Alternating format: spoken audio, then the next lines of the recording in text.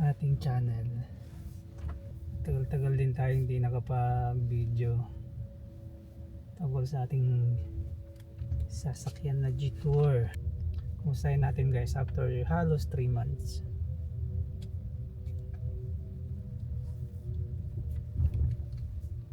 Actually wala namang nagbago sa feel ng sasakyan. Meron lang kaming na-encounter na medyo nag-worry kami about the battery of the car. One time kasi the battery percentage is 31%, excuse me, equivalent to 37 kilometers.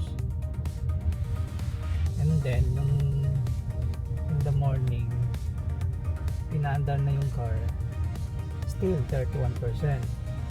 Nung idle pa lang, di pa, it's not moving, the car is not moving. Tapos nung tinatakbo na, actually my wife is driving the car, not me. Nung tinatakbo na ng wife ko, tinignan niya yung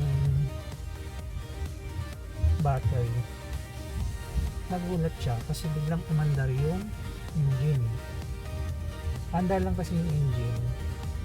The engine only start with the battery reach to 14%. So tinignan nung wife ko, ayun nga, state of charge is 14% from 31.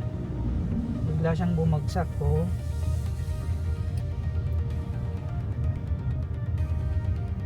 %. Tapos yung kilometer range niya 17 kilometer.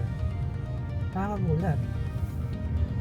Kaya yun nga nangyari, from 31%, 37 kilometer, nagiging 14%, 17 kilometers na lang.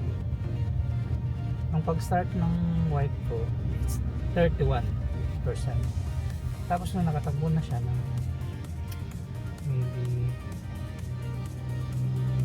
200 meters,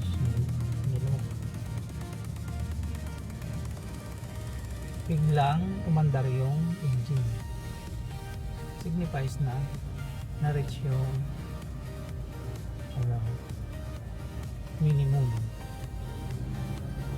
battery level para mag-charge na siya. Kapagtaka, 3 months pa lang yung car.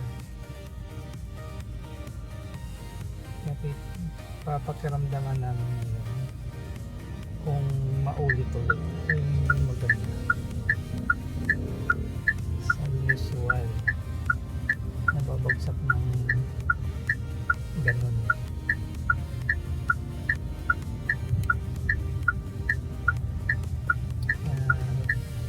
I-update ko to guys after mga 2 weeks na gamit kung mauulit siya. Sana glitch lang yun, sana hindi siya